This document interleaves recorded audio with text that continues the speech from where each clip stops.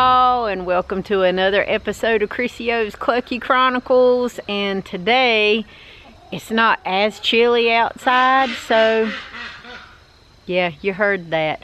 We are going to be cleaning out the ducky pool. We're going to be cleaning out the watering containers. We're going to be winterizing a few more things just to make sure as the temperature nosedives, we're doing everything we need to do for all these feathered babies out here, known as the Pecking Crew. Thank you for watching. Thank you for joining us. Thank you for subscribing. Let's just get in to the chicken turd mess. Now, we've talked about ducks before. These are my precious girls. They are so muddy because, I mean, ducks love water and they love mud. Jane Lily, you are a sight, honey. Woo, look at you, so muddy messy. Now, I do protect my ducks because the pool here can actually freeze over. And we're getting ready to clean this, by the way. See how horrible it is? We clean it every day. We use a sump pump. We clean it out. So, and we also scrub these every day, 2 and 3 times a day. And you see what they do. So, word to the wise if you have ducks. Now, when I'm winterizing and dealing with my ducks, if temperatures get in the 20s and the teens, I move them to the quail barn. Yes, I do. I move them to the quail barn because we have a brooder box in there with a brooder light that has safety mechanisms on it. So I do use that. I cannot suggest that for you. I'm just telling you what I have. Now, if the ducks were out on a large pond, or if they were out on a lake or anything like that, where they would be safe sleeping on the water and keeping themselves pretty warm, then they would be fine out there. But I don't have that on my property, so I move them. And you guys have seen me switch them before. I've switched them all around. And right now they're noticing that the sump pump is on. We're getting ready to drain and power wash this pool. They've made a muddy mess over here. And we'll go and clean all this stuff up.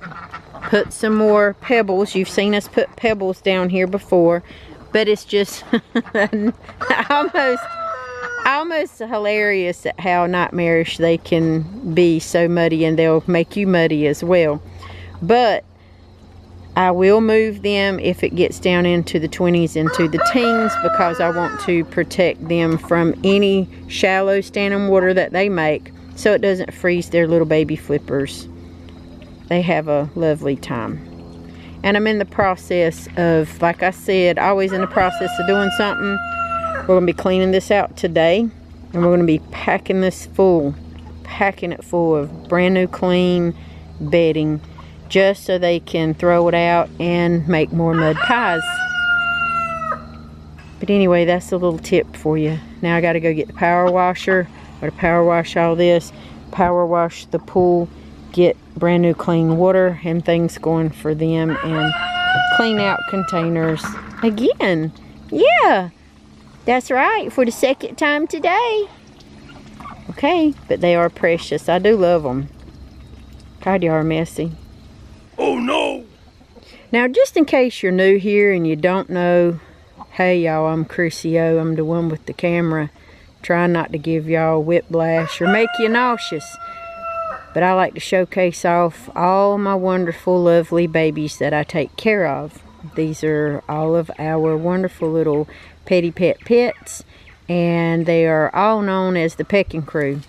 In this first nice, lovely pen here, we have Charlie the rooster. He's the red and black roo there. He is pretty friendly for the most part. He loves his girls. And we have Swirly Temple, Kate, we have Lizzie, we have Kenzie, and the gray one is Tammy. These are our newest flock members. They've been with us, I don't know, a month or more now, several weeks I'll say. they've done wonderful. They transitioned fairly well. We actually adopted them from another family, and that was wonderful. We're glad that they're here. We are going to work on looking into their yard, looking into all of the boxes, cleaning everything off as we go, and layering extra thick bedding. Now, for the most part, in case you don't know, chickens got a lot of feathers on them. Chickens have a higher body temperature than what you would expect. So when the cold snaps come in and all these freezing temperatures come in, I don't add artificial heat unless it's one of those radiating heat pads that I know is not going to set them on fire or set any of their structures on fire. I know they say they don't recommend heat, they don't recommend any type of stuff. I understand that. But I can't mix these girls in to my big barn over there because of complications with pecking order. They've never met them before. They're not used to them. They think they're the only girls out here on their particular chicken yard. So I have to be extra safe. I will only add any type of supplemental anything for just a little bit. It has a timer on it. We double check in the night, make sure things are good. Now, can I suggest that you use heat in any of your little areas? No, I can't, because I don't want you to have fires. I don't want you to potentially hurt your babies, hurt your property, hurt yourself. I'm not about that. So you have to do what is going to be safe for your birds. I know what my birds can tolerate.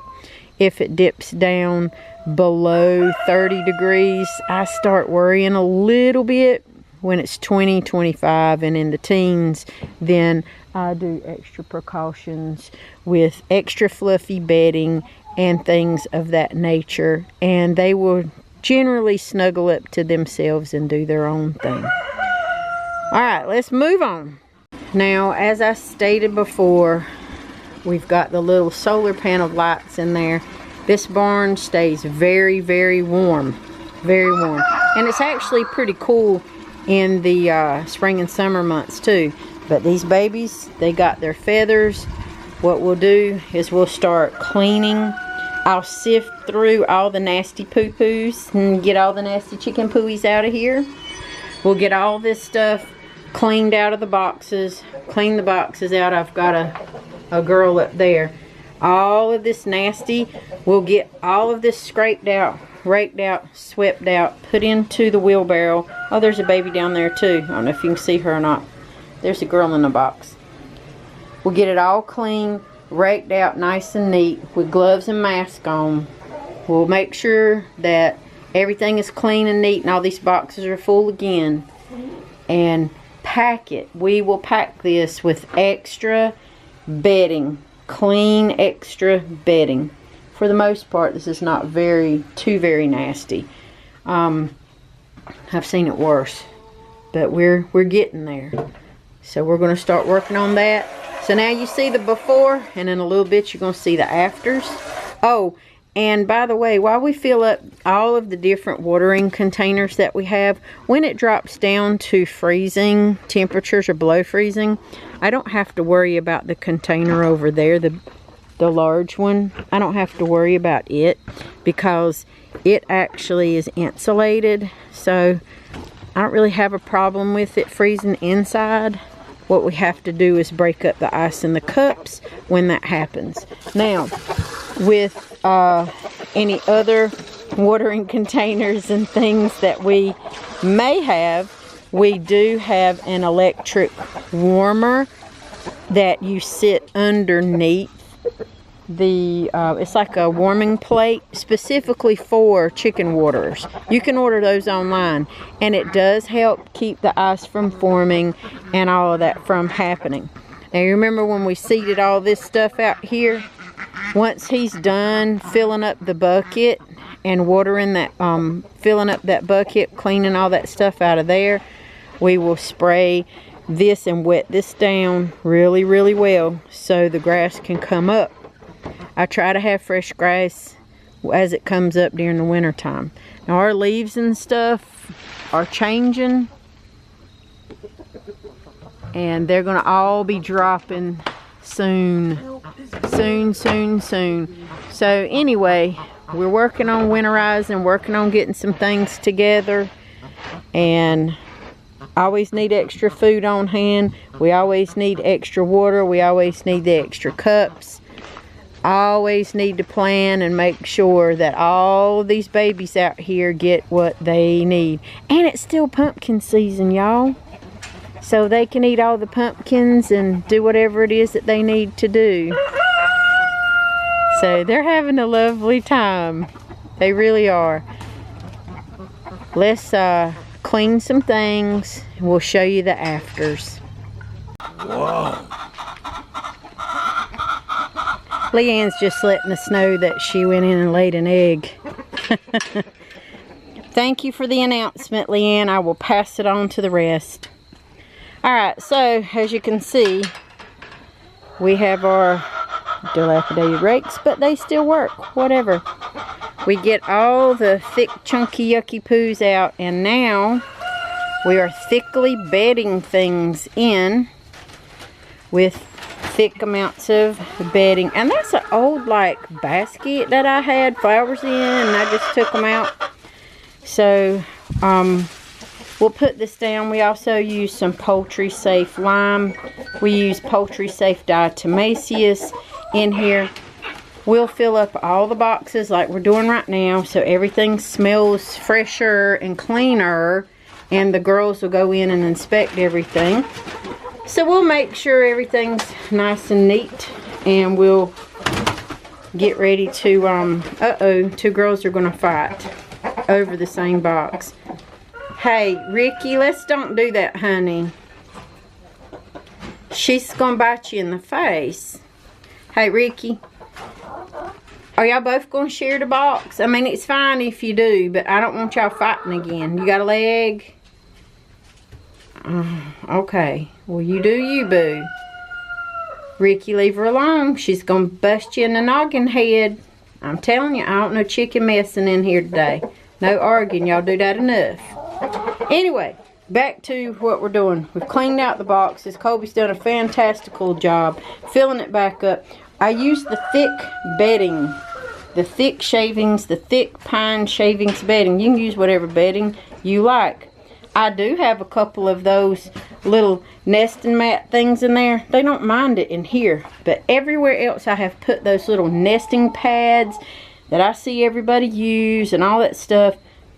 Disastrous. Hey, we missed a spot back there in the back. We got to put bedding in that back corner back there in that box, make it kind of thickly. Anyway, so we'll put some poultry safe lime out here that helps with the smell.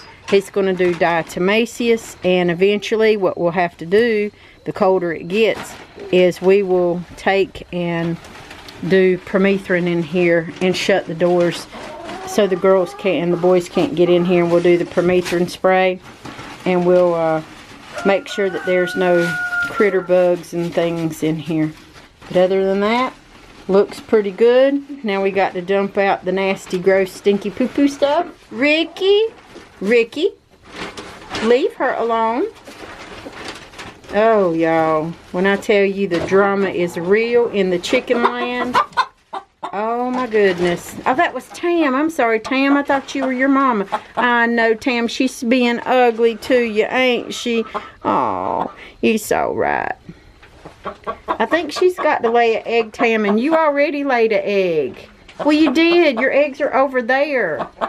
I put your eggs over there in the basket. Well, I'm sorry.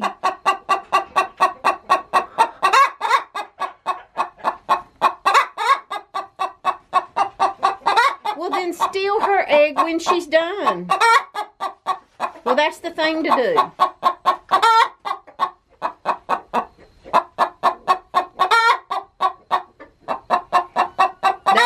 For you to do. Just steal her egg when she's done. And I don't even care. No, you ain't going to time out. That's fine. She's going to get you, Ricky. This makes great compost. Yeah. Compost it down. If you don't have a compost bin, you can go look at how I did mine back in earlier videos. I'm telling you, this will make the greatest dirt ever.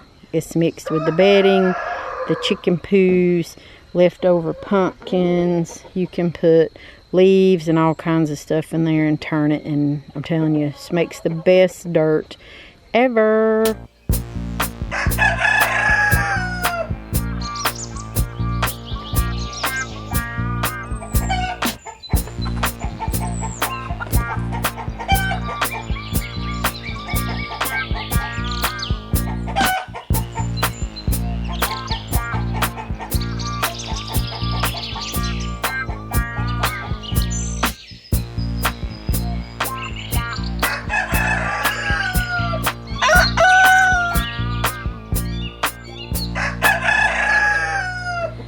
That's basically what we're doing to winterize our coops, our nesting boxes. Right. This is Dale. Dale's back. Her babies are not babies anymore. They're out here on the yard. You guys saw Dale's babies a while back. So Dale has her luscious, lovely beard. Her feathers are back. And she's done with her molt and she looks absolutely fabulous. So now that all the babies are thickening up and fattening up for the winter, that's right, for the winter, they're all singing their little songs and all's well in the world of chicken land. So are you being crazy? You want to get down? You want to get down? Okay, let's put you down. Anyway, all is well in the world of winterizing for the coops. Again, if you use any type of heaters or electronic heaters, any type of heating devices, you use those at your own risk. I can't tell you to use them. I'm not going to suggest them. I'm not going to tell you anything other than what we do. So that's at your own risk.